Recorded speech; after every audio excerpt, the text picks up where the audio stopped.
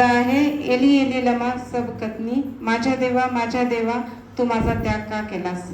हे शब्द घेऊन येत आहेत मोनिकाताई आरसूड आणि ते येत असताना आपण टाळ्या वाजवून त्यांचं स्वागत करूया.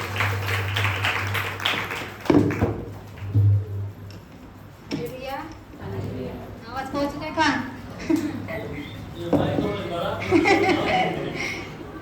प्रथम देवाच्या नावाला मी धन्यवाद देते की मला शब्द मिळाल्याबद्दल.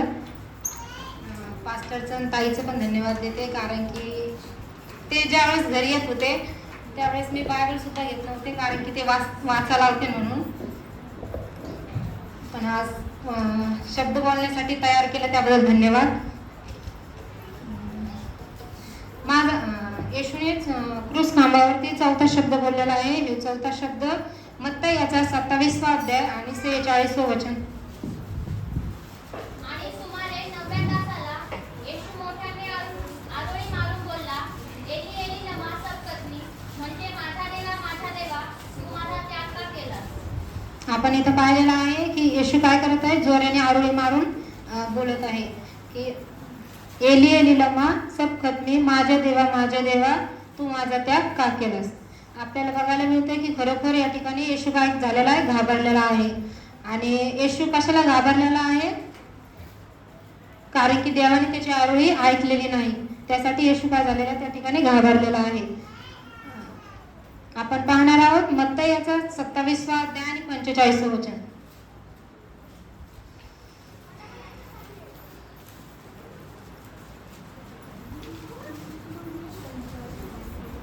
मग दुपारी 6व्या तासापासून 9व्या तासापर्यंत देशभर अंधार पडला. मग आपण पाहिलेलं आहे मत्तीमध्ये की दुपारच्या 6व्या तासापासून 9व्या तासापर्यंत देशभर अंधार पडलेला आहे. त्या ठिकाणी ज्यावेळेस दुपारचा दिवसाचा टाइम असतोय त्यावेळेस जास्त अंधार नाही, संध्याकाळचा जो अंधार पडतोय त्या टायमाला काय झालेलं आहे, येशू ख्रिस्त खेळल्याच्या नंतर त्या ठिकाणी अंधकार पडलेला आहे. आणि त्याच वेळेस येशू काय करत आहे, ओरडी मारत आहे की माझ्या देवा तू माझा त्याग का केला. आपण इथं पाहायला मिळतं की खरोखर येशू त्या ठिकाणी काय करत आहे, घाबरून देवाला हाक मारत आहे. आपण पाहणार आहोत निर्गमनाचा 10वा अध्याय 21वे वचन.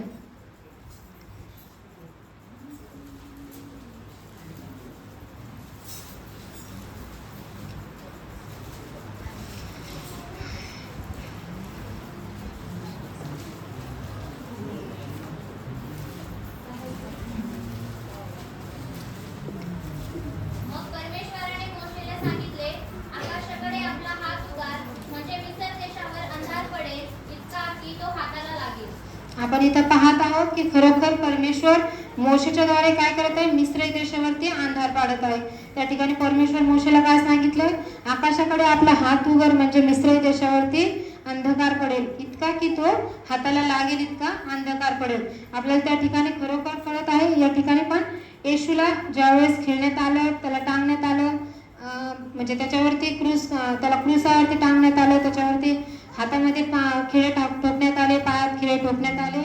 आणि एवढा सुद्धा त्रास असून येशू ख्रिस्त एकदा सुद्धा असं म्हणला नाही त्या ठिकाणी की माझ्या देवा हे त्रास माझ्याकडून सहन होत नाही, का मी हे त्रास आता सहन करायची माझी क्षमता नाही. पण त्या ठिकाणी ज्यावेळेस अंधकार पडला त्याच वेळेस येशू काय करत आहे, देवाला हाक मारत आहे की माझ्या देवा तू माझा त्याग का केलास.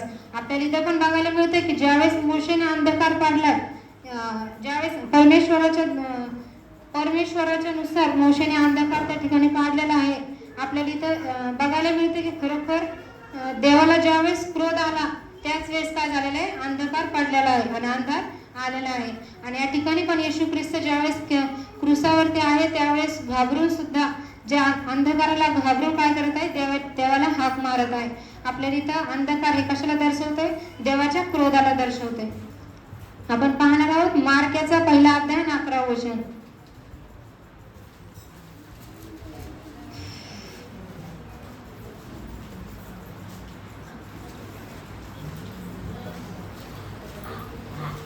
तेव्हा आकाशातून अशी वाणी झाली की तू माझा पुत्र मला परमप्रिय आहेस, तुझ्याविषयी मी संतुष्ट आहे. आज आपण इथं पाहतो मार्क 1:11 मध्ये की देव काय करत आहे, त्याच्या पुत्राची प्रशंसा करत आहे आणि काय म्हणत आहे की तू माझा पुत्र मला परिप्रिय आहेस, तुझ्याविषयी मी संतुष्ट आहे. म्हणजे देव त्याच्या लेकराविषयी किती खुश आहे आणि काय म्हणत आहे की मी तर तुझ्याविषयी संतुष्ट आहे आणि हा माझा परिप्रिय पुत्र आहे असं बोलत आहे. आणि आज आपण या ठिकाणी पाहिलेलं आहे की येशू काय करत आहे, देवाला हाक मारत आहे की माझे देवा तू माझा त्याग का केलास, असं देवाला काय करत आहे, हाक मारत आहे.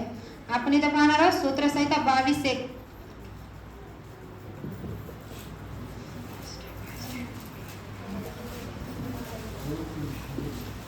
माझा देवा तू माझा त्याग का केला, माझा दुःखाचा आक्रोश ऐकून माझा बचाव करण्यास तू जवळ नाही. आज आपण इथं पाहत आहोत की खरोखर ज्यावेळेस येशू ख्रिस्त त्या वनस्तंभावरती खेळला गेलाय, आपल्या पापासाठी त्यांनी त्याचं रक्त वाहिलंय, त्यांनी काट्याचा मुकुट आपल्या पापासाठी घातलाय आणि हातापायात खिळे टोकण्यात आले. तेवढा त्रास सहन करून सुद्धा येशू काय करत आहे, ज्यावेळेस देवाला हाक मारत आहे की काय माझ्या देवा तू माझा त्याग का केलास. आणि या ठिकाणी काय म्हणतंय, माझा दुःखाचा आक्रोश तू ऐकून माझ्या जवळ नाही. यावेळेस देवाला येशूला कोणाची गरज आहे, देवाची गरज आहे. तो देवाला हाक मारत आहे. आपण इथे पाहणार आहोत योहान 8:12.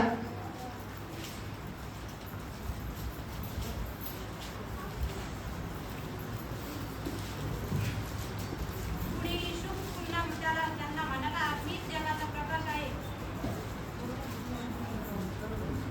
मीच जगाचा प्रकाश आहे, जो मला अनुसरतो तो अंधारात चालणारच नाही. आपल्याला बघायला मिळते की खरोखर येशू काय आहे, जगाचा प्रकाश आहे.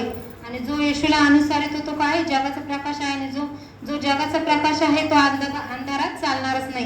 या ठिकाणी आपल्याला सुंदरसं बघायला मिळते की खरोखर येशू जर जगाचा प्रकाश आहे तर तो अंधकाराला कसं काय घाबरलेला आहे. आपल्याला इथं बघायला मिळते की खरोखर येशू काय आहे, जगाचा प्रकाश आहे, तो अंधाराला कसं काय घाबरलेला आहे. इथं आपण पाहणार आहोत यशाया याचा 56वा अध्याय आणि 2रं वचन.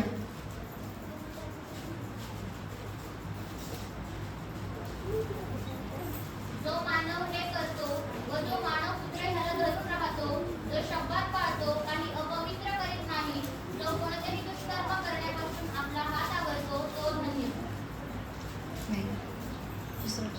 यशायाचा 56 अध्याय 2रं वचन. तर तुमचे अपराध व तुम्ही व तुमचा देव याच्यामध्ये आडभिंतप्रमाणे झालेले आहेत. म्हणजे जे आपले पाप आहेत, जे आदामाच्या आणि हवेच्या द्वारे जे आपल्याला अनुवंशिक जे पाप आहेत आपण त्याच्यामध्ये, पण येशू ख्रिस्त त्या आडभिंतीला काढण्यासाठी आणि आपल्या जीवनातून पाप काढण्यासाठी या जगात आलेला आहे. आणि खरोखर त्याने आपले पाप पुसून टाकलेले आहेत. आणि त्याने त्याच वेळेस आपले जे पाप पुसून टाकलेत आणि खरोखर त्याच वेळेस तो काय झालेला आहे, देवापासून दूर झालेला आहे. आपल्याला एक सुंदरसं एक वचन जीवनाला लागूकरण करण्यासाठी मिळतं की खरोखर ज्यावेळेस आपल्या जीवनात पाप असलं त्यावेळेस देव आपल्या सोबत राहू शकतो का, हा का नाही. जरात म्हणत नाही, आपल्या जीवनात जर पाप असलं तर देव आपल्याला कधीच आपल्या जीवनात राहू शकत नाही.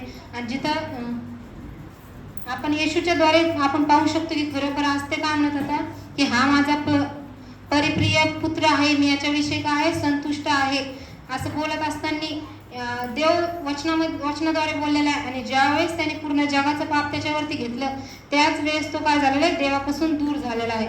आपल्याला इथं बघायला मिळतं ज्यावेळेस आपल्या जीवनामध्ये जर पाप असेल त्यावेळेस देव आपल्या सोबत राहू शकतो का, कधीच नाही राहू शकत. कारण की देवाला पापाची काय आहे, चीड येते आहे. त्याच वेळेस येशूने आरोळी मारून काय म्हटले, माझ्या देवा तू माझा त्याग का केलास. आपण इथं पाहू शकतो की खरोखर पापाचे परिणाम किती वाईट आहेत. आज देव म्हणत होता की हा माझा परिप्रिय पुत्र आहे. आणि खरोखर त्या टायमाला जर देवाचा पुत्र असून सुद्धा ज्यावेळेस त्याने आपले सगळ्यांचे पाप त्याच्यावरती घेतले आणि त्याच वेळेस तो काय झाला, देवापासून येशू ख्रिस्त दुरावलेला आहे. आपल्याला बघायला मिळते की खरोखर आपल्या अंतःकरणामध्ये कधीच वाईट गोष्टी किंवा पाप असणं अशक्य आहे. ज्यावेळेस आपल्या जीवनात जर वाईट गोष्टी असत्या किंवा पाप असेल त्या ठिकाणी देव आहे का, कधीच नाही. कारण की देवाला पापाची चीड येत आहे. जर आपण पाप केलं तर देव आपल्याला जवळ घेईल का, कधीच नाही घेणार, कारण की देवाला पापाची चीड येते आणि त्याने त्याचा एकुलता एक पुत्र आपल्या पापमुक्त करण्यासाठी पाठवले. आणि ज्यावेळेस त्याने ते पाप आपले त्याच्यावरती घेतले त्याच क्षणात तो देवापासून काय झालेला आहे, दुरावलेला आहे. त्याच क्षणाला येशू त्याला हाक मारत आहे की माझ्या देवा तू माझा त्याग का केलास. आपल्याला इथं खरोखर आपल्याला देवाची एक योजना कळते की खरोखर आपल्याला देव एक असं सांगते की तुम्ही पापापासून वाईटापासून दूर व्हा. आपण जर कुठं जरी बायबलमध्ये कोणतं पण वचन पाहिलं आपल्याला अगोदर ते शिकवते की तुम्ही पापापासून काय लांब व्हा, तुम्ही जास्त पापामध्ये राहू नका. जर तुम्ही पापामध्ये राहाल तर देव तुमच्यापाशी राहणार नाही आणि तुम्ही देवाचे लेकरं होऊ शकत नाही. आपण इथं पाहणार आहोत मत्ती याचा 5वा अध्याय आणि 22 वचन.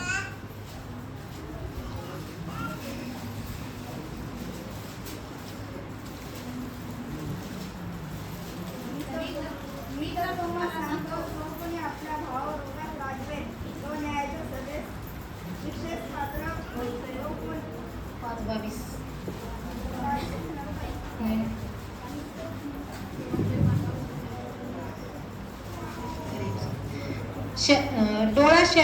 डोळा शरीराचा दिवा आहे. यास्तव तुझा डोळा निर्दोष असेल तर तुझा डोळा संपूर्ण शरीराला प्रकाशमय होईल, पण तुझा डोळा संदोष असेल तर तुझा डोळा संपूर्ण शरीराला अंधकर्म होईल. ज्यावेळेस आपण कोणाला जर पापी भावनाने पापी दृष्टिकोनाने पाहत आहोत तर आपल्याला इथे ठिकाणी वचन काय सांगते की पूर्ण तुझं शरीर सुद्धा काय होत आहे, अंधकारात राहत आहे. आपल्याला खरोखर इथं बघायला मिळत आहे की आपण आपले दृष्टिकोन सुद्धा चांगल्या दृष्टिकोनाने आपण दुसऱ्याला बघू शकतो. आज जर दुसरे कोणी वाईट असेल तर आपल्याला त्याचा न्याय करायचा अधिकार देवाने दिलेला नाही, कारण की ज्यावेळेस येशू ख्रिस्त देव त्याचा पूर्ण न्याय करू शकतो. जर तो वाईट असेल चांगला असेल आपण कधीच कोणाचा असं न्याय करू शकत नाही की हा वाईट आहे हे चांगला आहे. आपल्याला इथं बघायला मिळते की खरोखर आपला डोळा काय आहे, शरीराचा दिवा आहे आणि आपण प्रकाशमय होईल जर आपण ते चांगल्या डोळ्याने जर बघितलं तर. आपल्याला खरोखर देवाचे सुंदरसे वचन आपल्या जीवनाला जोडलेले असताना आपण वचनात आणि आधीनतेत चालण्यासाठी सहाय्य वचनामधून मिळते. आणि खरोखर आपल्याला या ठिकाणी सुद्धा बघायला मिळते की ज्यावेळेस येशू ख्रिस्त क्रूस कामावरती आहे त्याने प्रत्यक्ष चांगल्या गोष्टी केल्या, त्यांनी प्रत्येक गोष्ट चांगली पित्याची ऐकली, पित्याच्यानुसार त्यांनी प्रत्येकाचे पाप सुद्धा घेतले. पण ज्यावेळेस त्यांनी प्रत्येकाचे पाप घेतले त्याच वेळेस येशू पित्यापासून तो काय झालेला आहे, दूर झालेला आहे. आपल्याला खरोखर या शब्दानुसार कळतंय की आपल्याला पापापासून दूर राहिलं पाहिजे. आज येशू ख्रिस्ताने 4था शब्द आपल्याला एक उत्तम शिकवलेला आहे आणि ते साजरा करण्यासाठी किंवा शब्द उद्गारण्यासाठी नाही सांगितलेले. आपण त्या शब्दानुसार चालण्यासाठी आणि त्या शब्दानुसार आपण काहीतरी शिकून आणि आपलं जीवन बदलून आपण त्या शब्दात कसं राहिलं पाहिजे हे आपल्याला शिकवत आहे. आपल्याला सुंदरसं वचन आपल्याला जीवनाला आपण लागू करू शकतो आणि आपल्याला पापाचे परिणाम सुद्धा या शब्दातून आपल्याला दिसायला मिळते. की आज जो देव म्हणत होता की हा माझा परिप्रिय पुत्र आहे आणि मी याच्याविषयी संतुष्ट आहे, पण ज्यावेळेस त्याने पाप घेतले त्याच वेळेस तो पित्यापासून दुरावलेला आहे. आज आपण कित्येकाचे पाप समजा आपल्याकडून बोलण्यातून चुका होत्या, पाहण्यातून चुका होत्या, एखाद्याला वाईट बोलतो आपण, हे पण काय आहे, पाप आहे, आपण याच्यापासून दूर झालं पाहिजे. आज आपल्यासाठी पूर्ण बायबल सुद्धा त्याच्यामध्ये असं कोणतंच वचन नाही की ते तुम्हाला सांगते की तुम्ही पापात राहा का पापात राहा आणि पापात वाढा. हे पूर्ण बायबल जर आपण त्याचा अभ्यास जर केला तर आपल्याला बायबल काय सांगते की तुम्ही पापापासून दूर व्हा, तुमच्या पित्याला काय आहे, पापाची चीड येत आहे. आपण इथे सुंदरसं वचन आपल्याला जीवनाला लागूकरण करण्यासाठी आहे. इल्फिकरास 5वा अध्याय आणि 17 वचन. इल्फिकरास 5:17.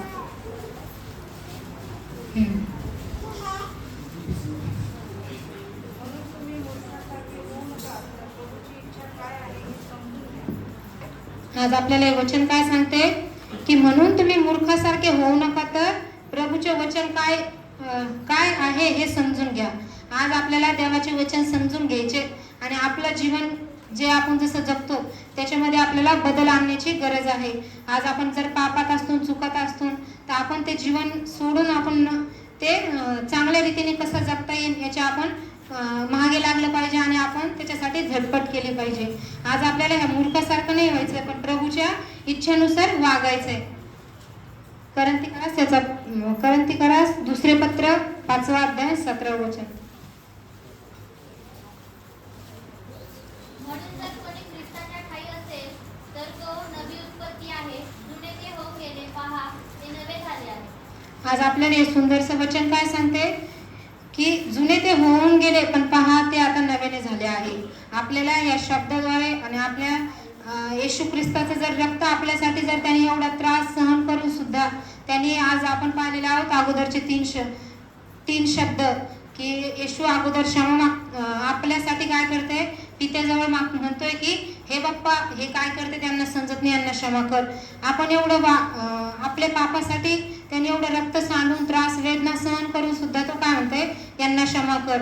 आपण दुसऱ्या याच्यामध्ये पाहिलं की खरोखर तो आज आपल्याला सुखलोकात सुद्धा न्यायसाठी तयार आहे, पण आपण काय पश्चाताप करणं गरजेचं आहे.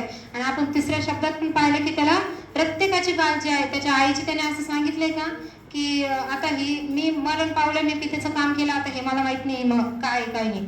पण ज्यावेळेस त्यांनी त्याच्या आईचं सुद्धा त्यांनी काय केलं त्या ठिकाणी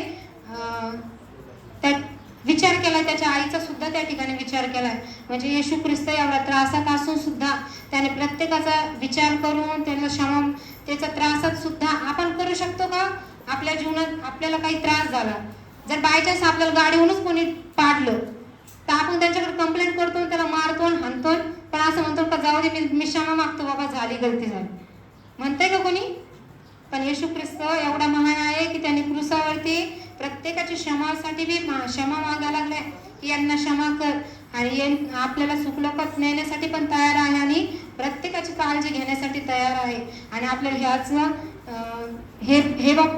हे बाप्पा माझे देवा माझा त्याग का केला, हे वचन पण काय सांगते की जर आपण पापामध्ये असतो तर आपल्याला पापातून निघणं सुद्धा गरजेचं आहे. म्हणजे प्रत्यक्ष शब्द येशूने काय केलेला आहे, त्रासात सुद्धा असताना प्रत्येक इच्छा त्यांनी आपल्यासाठी पित्याकडे जाहीर केलेली आहे की त्यांचा काय कर तू नाश, म्हणजे यांना वाईट सजा पण नको मिळू दे आणि काहीच नको, पण यांच्या संग प्रत्यक्ष गोष्ट काय होती चांगली घडू दे, यांना क्षमा कर.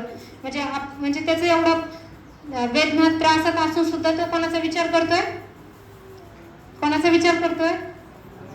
आपला करतोय. तर मग आपलं पण काम आहे की खरोखर आपण पण पित्याचं आणि येशूचे जे इच्छा असते ते आपण पण पूर्ण केल्या पाहिजे आणि आपण पापापासून दूर राहिले पाहिजे. कारण की देवाला पापाची काय आहे, चीड येत आहे. आपण इथं करंथीकराचं पण वचन पाहिलेलं आहे की खरं तो काय म्हणत आहे, जुने ते होऊन गेले पण पहा आता नव्याने झाले आहे. आपलं जीवन पण आपण असंच केलं पाहिजे की जुनं ते होऊन गेले पण येशू आज तुझ्या रक्तापासून आम्ही नवीन झालेलो आहोत.